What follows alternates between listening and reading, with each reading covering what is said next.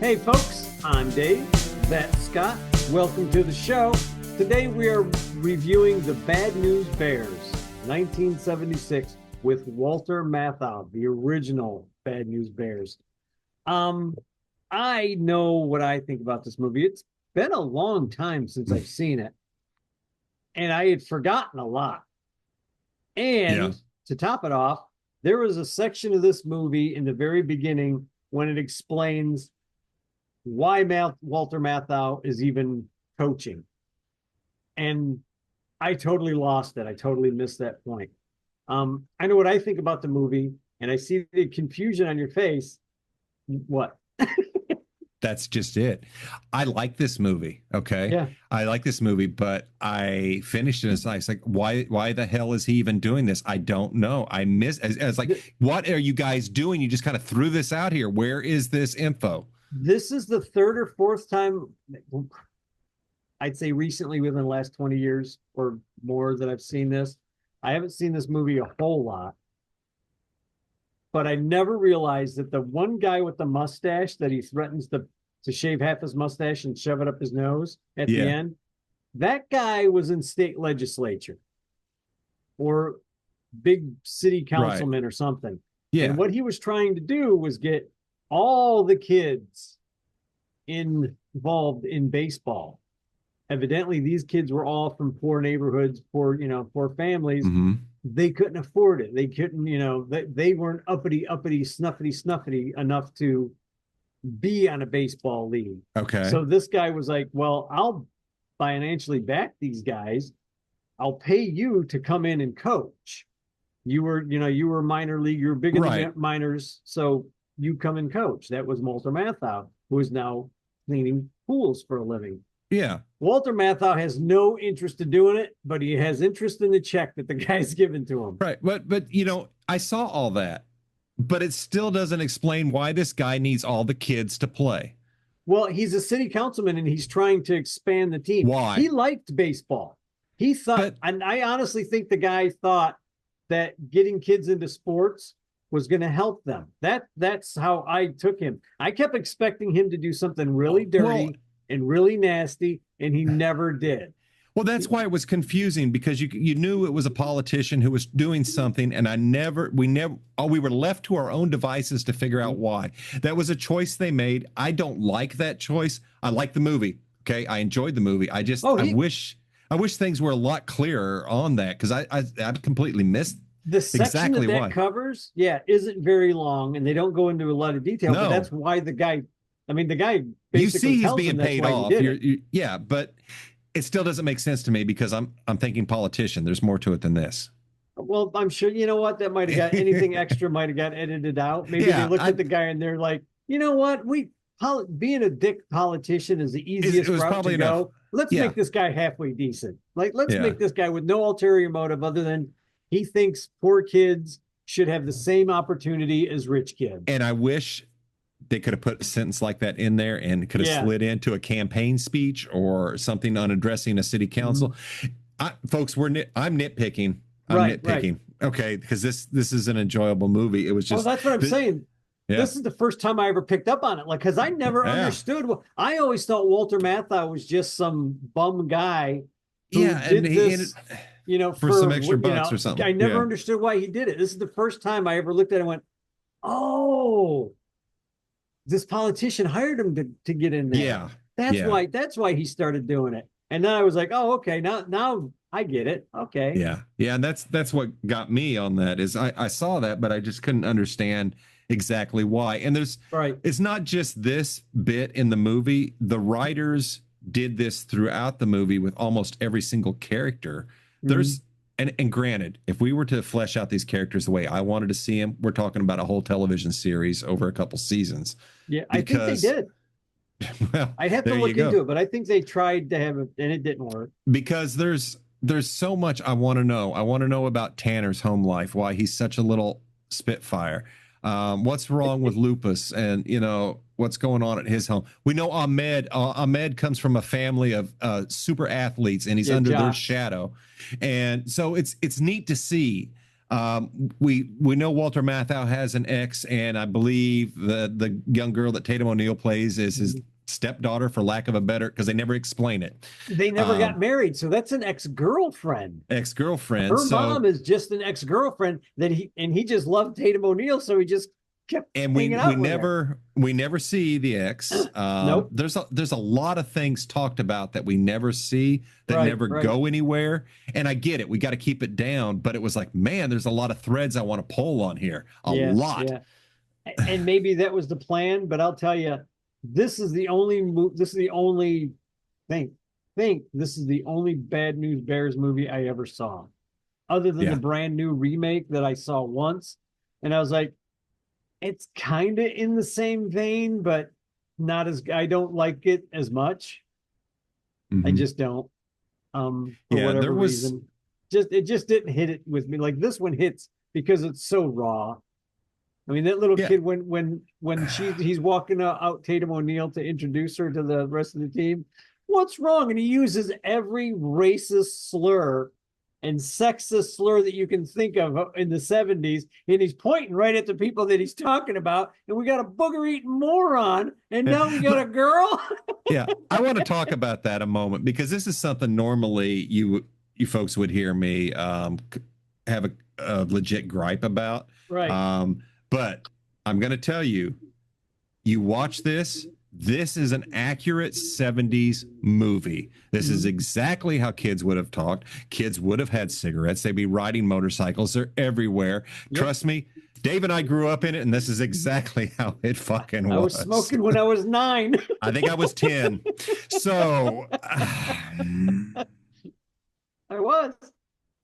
I was riding motorcycles, getting into all kinds of trouble at a very early age.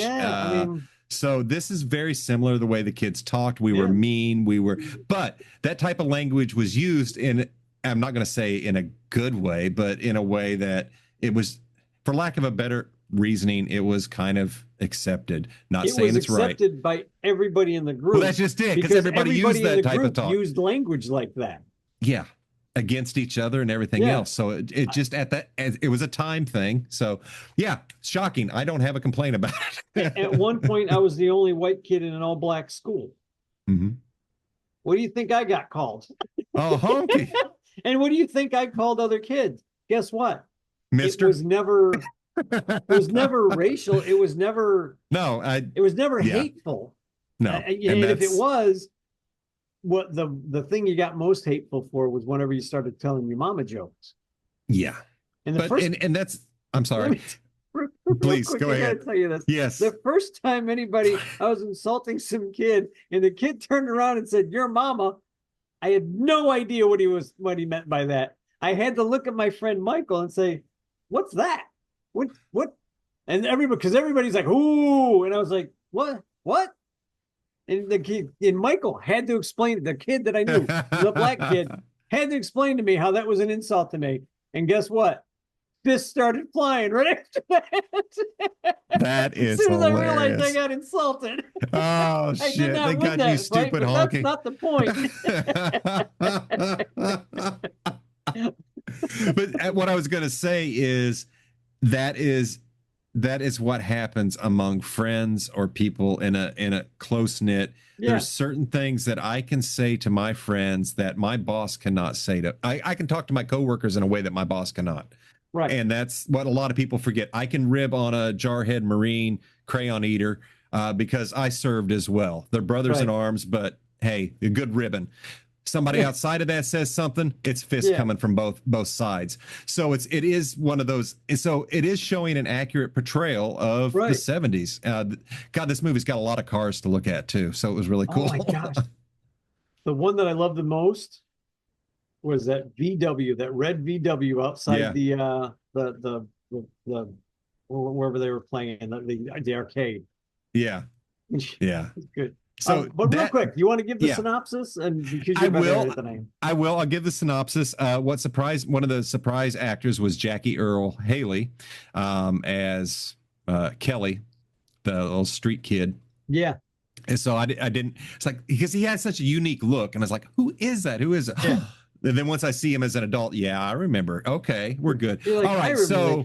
Bad news bears. Sorry, folks, took us a little while to get here, but as Dave and I talked about, the movie doesn't do a really good job of setting up exactly what's going down because you're going to miss it. Dave missed it several times. I'm scratching my head as to exactly how it all goes together. Yeah. But basically, Walter Matthau is being paid by a city politician to run a sports team where he's not really wanted.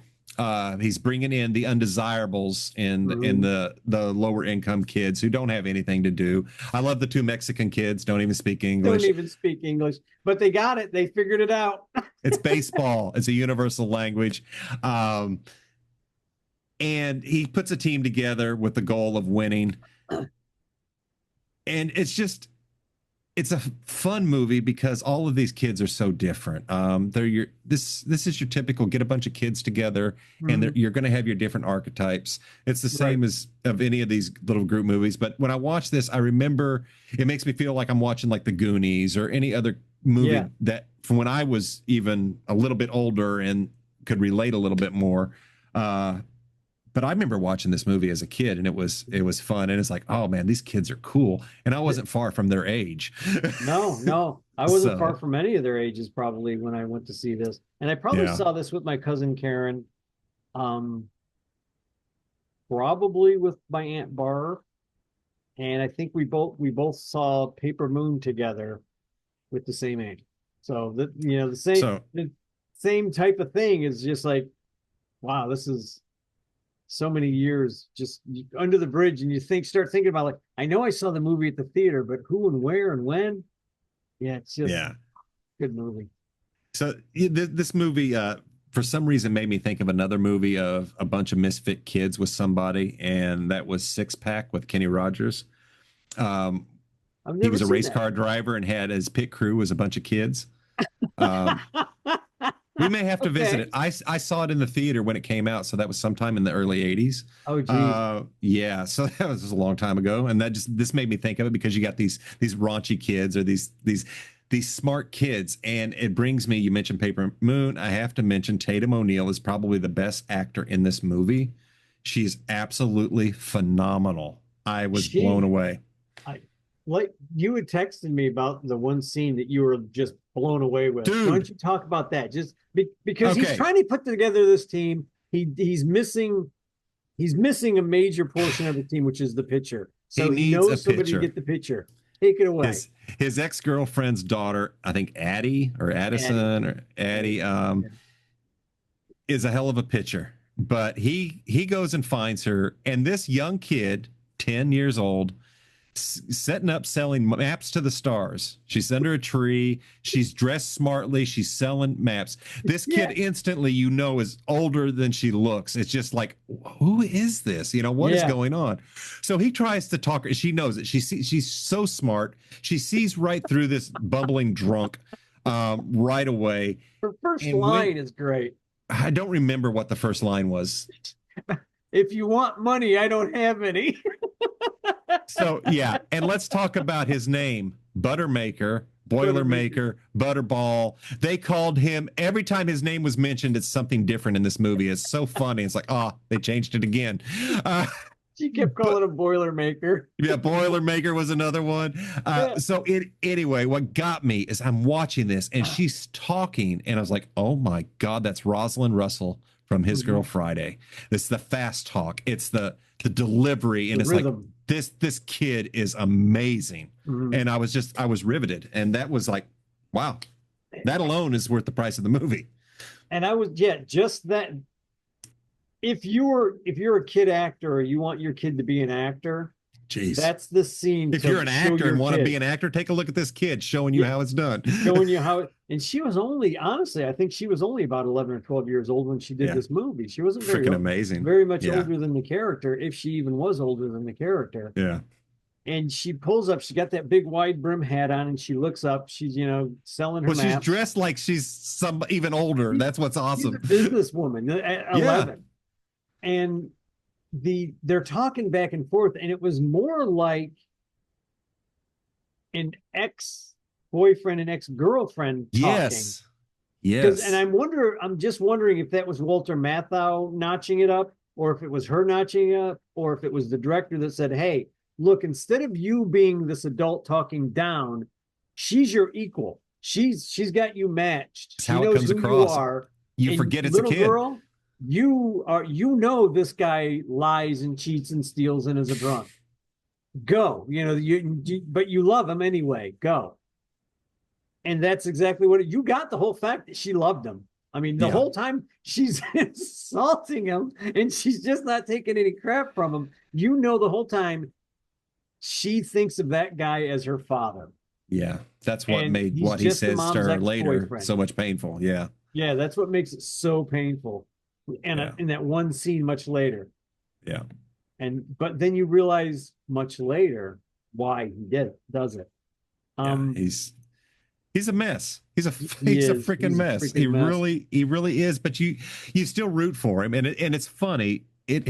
Let's get this drunk guy to coach a bunch of misfit kids and everything, and so it's a feel good story. It's an underdog story. We always want to root for the underdog, and it's really freaking cool. I enjoy it. He's got all the kids in the car. He's taking them with him. Oh, they're cleaning pools for him. He's using slave labor. Cleaning all labor. the pools for him while he's lounging on his chair. Drinking beer. He's driving the kids, and the one kid grabs his bottle of whiskey or whatever and shakes it. You're not supposed to have an open bottle in the car. Put that back in the glove box. You're gonna get me arrested and in more trouble than I'm in. Meanwhile, he's got this Cadillac with the trunk cut off with all his tools and stuff in the back. All the kids are piled in the trunk, in the back seat, and in the front seat. They're basically on each other's shoulders, standing up. He's driving down the highway. That would have been a real sight in the 70s. That would have been seen. It would not have been anything out of the ordinary. No, it wouldn't have been. We weren't the smartest. But no. Well, we didn't die as much as everybody thinks we did either. It's a wonder. We didn't do silly things. It's a wonder. I only died one time. I came back. I'm fine. I might have went about 8 times. I'm a cat. I'm a cat. But let me go real quick. I'm going to go through some names. Walter Matthau is Coach Morris Buttermaker. Tatum O'Neill, Amanda Wurlitzer, which was Addie. Vic Moreau was Roy Turner. And if anybody is a movie buff, Vic Moreau is the actor that died in the filming of the Twilight Zone motion picture, along with 2 other child actors. Yeah, that was just horrific. Joyce Van Patten was, Pat called that one. Cleveland was the lady that was in charge of the baseball field and all that. Yeah. She was one to make sure everybody got their gear. Ben Piazza was Bob Whitewood. You were just talking about this guy, Jackie Earl Haley. Yep. Ellie Leak. Alfred Lutter III as Ogilvy. That kid was funny because I think that was the kid who the Spanish kid starts talking and everybody's like, does anybody know what he's saying? And the kid's like, hey, I started studying Spanish so I could talk to him. He starts talking. Yeah, he was the smart kid who knew all the stats, knew everything. Oh, he was a tactician. Great. Yeah. Chris Barnes was Tanner Boyle. That was the little kid that just attacked everybody. Aaron Blunt was Ahmad Abdul Rahim. And I'm going to just stop there because those are pretty much the kids that were all, that we saw the most of. Yeah. And Lupus. Quinn Smith is Timmy Lupus. Just because he's the booger-eating moron. You know what? There's a sweet scene in there between him and Tanner. Yeah, there really is. I'm glad they put that in. Tanner is a really feisty.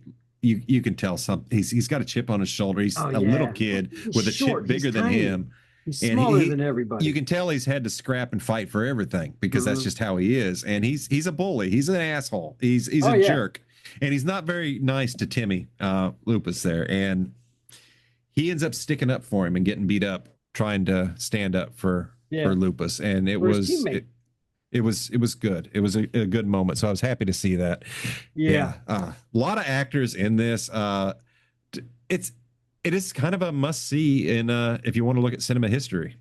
I just want to talk about, I would say the turning point. 2 turning points for Buttermaker. Okay. One is whenever the guy wants to close down the team. He's already notified the league. We're closing down the team. We don't need him anymore. You know, it's failing because the team lost so many. Only lost, I think, his first 2 baseball games, but they lost them really Oh, bad. oh, so bad. Like Buttermaker had to walk out and just say we're forfeiting because they never even got up to 30-0, and they never got to bat. So, like the second game was almost that bad, but the guy's going to close down the team. And this is by the time Buttermaker's kind of like, you know, not doing something. He's got the girl to come out and pitch, and the guy's telling him, you know, we're closing down the team. And he gives Buttermaker basically a payoff to just shut up and go away. Yeah. And he's looking at the check. He takes the check. He folds it up. He goes out and gets Tatum O'Neal to come and pitch for him. But then they're wheeling and dealing the whole time he's taking her to the field. She's making a deal. I'll come pitch for you if you. Yeah. Just that scene alone. I don't know how much of that is ad lib, but it was hysterical. Yeah. And I'm not going to ruin it. It was just the way they were wheeling and dealing and bargaining. So then Buttermaker doesn't cancel the next game. The city councilman guy comes around. He's like, you're supposed to have canceled. You know, you guys don't have a team. Get out of here. He's like, no, that was you. You canceled the team. We didn't cancel the team. Kids didn't cancel the team. We're good. Then that's like his first turn, like where he's kind of still paying attention to the kids. He's just starting to figure out these kids, they got nobody. They got nothing. Yeah. Yeah. The second one is when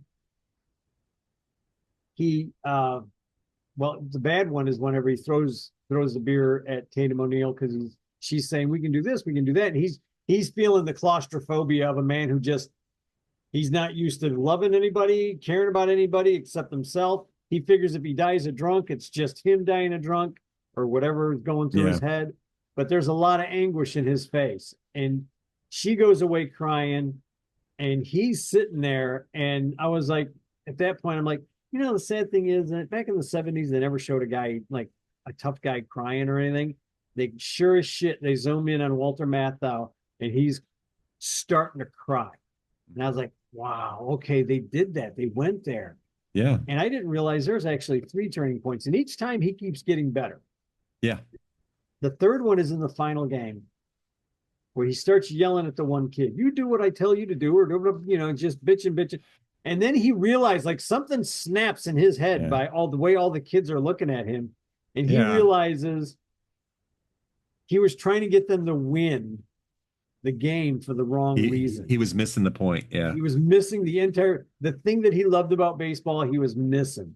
And then he finally just says, okay, you 3 kids that have been basically winning this game, you're staying in here. Everybody, I'm putting these other kids in there. And they're like, what? We almost got this game. Are you kidding me? He's like, I'm letting everybody play. And then the one guy who wanted to close him down starts yelling at him for doing it. You're almost going to win this game because everybody on my team plays. Everybody gets a chance. You're an idiot. Guy just starts giving him shit. But it was so that's when his final turn was in. Because at the end of the game, he touches Tatum O'Neal's face and he says, because she asks him, hey, do you think this spring or this summer you can teach me how to hit? And he just smiles at her and he takes her hat off and he like rubs her on the head and touches her cheek and he says, yeah, I'm going to teach you how to hit. That to me was, okay, maybe I'm not going to date your mom, but I will be your dad. I'll be there for you, whatever. And I was like, wow. And I never noticed, I noticed the last turn all the times that I watched it. I never noticed all the incremental buildup for not just him, but for all the kids starting to do their turn. That also being a team and learn how to play. The pitcher never got any better though. That poor kid. He never got any better as a pitcher. The one little boy. Yeah. What scene stands out for you that you can just go, that's an awesome scene? The scene that stands out for me, we've already talked about, and that's the scene when he goes to recruit her under that tree. And I was at that point, it's like, I haven't seen acting like that in a while in a movie. That I think is the best acting I've seen it in just about any 70s movie of this Yes. era, And it especially comes for a from a kid. child. For Yeah. a kid to pull that off, I would love to talk to her and go, how? Like, where did you get that from? And why are you not acting now? She should be acting royalty. I know a little bit and things that I read. Yeah. But she seems to be okay now, which is fucking awesome. But like, how did you, where did that come from? Yeah. Amazing. An old soul, an old soul. It had to So be. yeah, It yeah. has to This is one of those fun underdog sports be. movies. It checks the boxes. It's definitely 70s. Oh yeah, Um, yeah. it's just the style, the vibe, the language is definitely Language, 70s. yes. And I mean, you can tell a lot about what time frame you're in just by the vernacular that's Mhm. used. So it's, um, but it, I don't know. It's going to get me on a rant here, and I'll stop real quick. It Go was ahead. Go ahead, Ray. the it's like we talk a lot of times about how TV shows and movies try and make an 80s movie, and Right. all they do is change the speech, meaning the words used, the vernacular used of the day. Gnarly.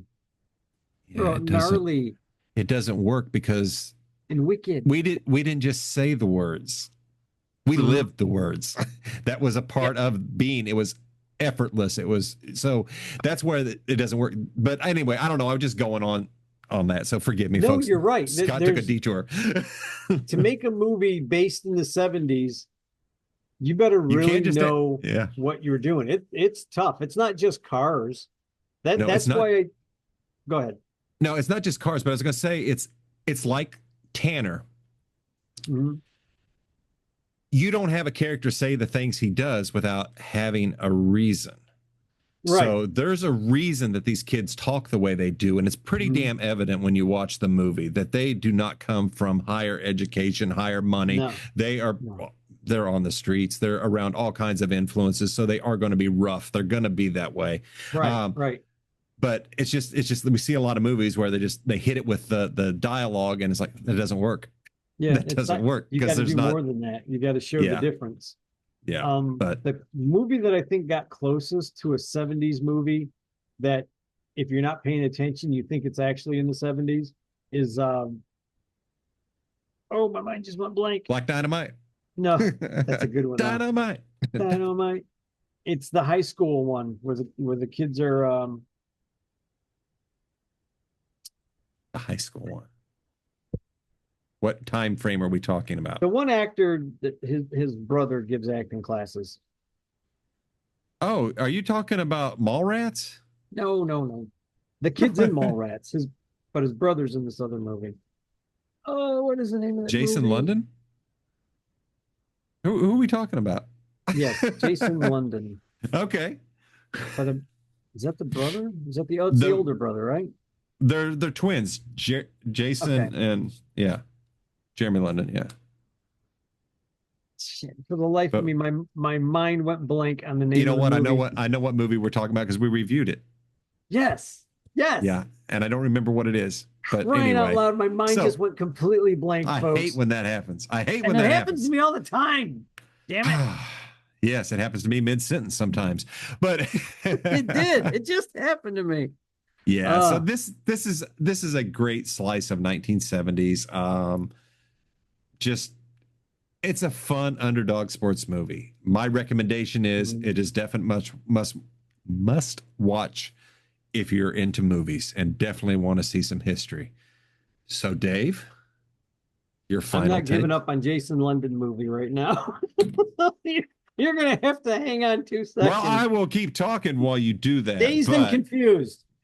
oh, okay. I've Dazed and only seen that confused. like once, but yes, that one definitely. If you're not paying attention, that feels like a '70s movie. That feels like a 70s It movie. really does. I don't think I've seen it completely. I've seen clips and stuff, and what I have Mhm. seen is like, wow, even the look, the way the way it's filmed, Yeah. it's well done. And we've seen that done a few times with '80s. Some of the movies we've watched that were supposed to be an '80s movie have really freaking nailed it, and Yeah, others yeah. have not. So it's just one of those things. So your Just final nuance. thoughts? My thoughts on this movie. I absolutely highly recommend it. be prepared for some language from little kids that you're probably not Not going to gonna be used to unless you're yeah. our age and you hung out with kids like that, which I Yep. did. Uh, I think we all on did. the whole spectrum there. Yeah. Um, Walter Matthau, I think, gives a very subtle, touching performance in Hmm. some points. The rest, he plays it the way he needed to play it, which was solid. And Yeah. Tatum O'Neal in the recruitment scene, she should have won a freaking Oscar just for that one scene. Just I'm still blown away by incredible, it. just Still blown incredible. away by it. She's astounding. And thank goodness for her being in this movie, because the only person who made a big deal about her being on a team, a girl pitcher, was Tanner. Yeah. He was the only one who's like, what the hell? But meanwhile, the kid that they had as a pitcher couldn't get the damn pitch over the plate. Oh God, I know. He was so bad. Yeah. He tried.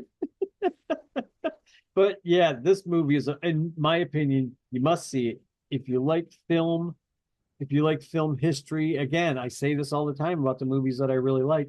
I think this has got a place in film history just as Sure. much as something like Seven Samurai.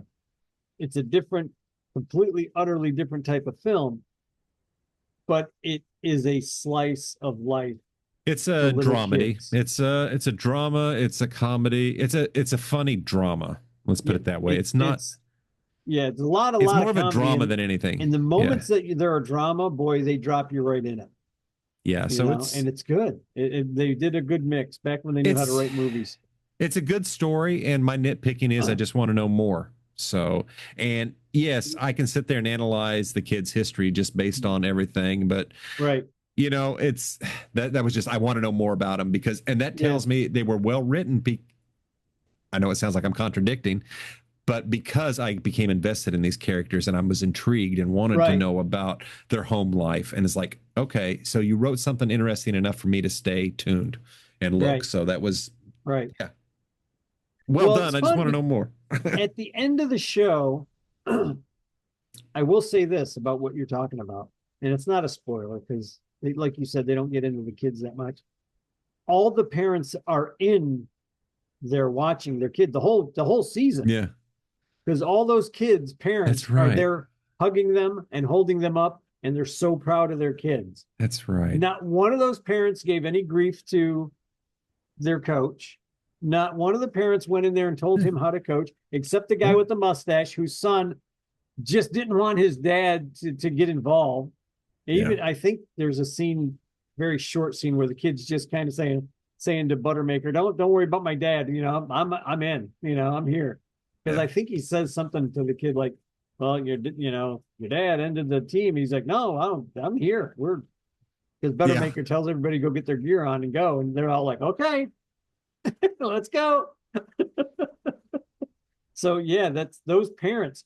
Those parents were more invested for the love of the game and their kids than the other people who just Yeah. wanted to shine and have the big trophy. Here's your second place trophy. I won't tell you what Tanner tells those kids at the end of that movie, but it's worth watching the entire movie for. You gotta love Tanner. Gotta love Tanner. So, Said it was on his folks, mind. yes, go check out the Bad News Bears 1976. I can't speak on 2005's remake, but It's okay. 76 is a good one. Wasn't The 76. thing is, I have the remake setting in my queue because I accidentally rented it along with this. I had to go rent this one, so what? I probably will not watch it. You know what? You'll watch it and you'll compare and you'll be like, it's not as good. Yeah, If you're like me, yeah, it's okay. yeah. I have no desire to watch it. Yeah, They had some funny moments in it, but yeah. I prefer. 99% of the time, I prefer the original. And I think only once or twice have we ever watched a remake and we were like, "Oh, that was good. That was better than the original." And I'm trying to think. We've done it, and I forget what it is. I forgot what it was, but there was something that was a remake, and we were like, "Holy cow!" The Thing. The Thing. Yeah, That's one of them. But it's funny because you watch the original thing and then you watch the John Carpenter's thing, and it's pretty much a different movie. They stick together on a lot, except for the carrot monster. Yeah, they kind of changed that up a bit. They kind of separate on the carrot. There's a lot of reasons, and folks, if you want to hear our discussion on it, go check it out. We did a double feature of The Thing and The Thing from Another World, and I believe we also talked about the following Thing, which was the third remake of the movie. I did not. Right, we talk about that one as well. So definitely go check that out. And if you like our podcast, hit the like, hit the share, hit the subscribe, and we will catch you next week. Have a good one, folks.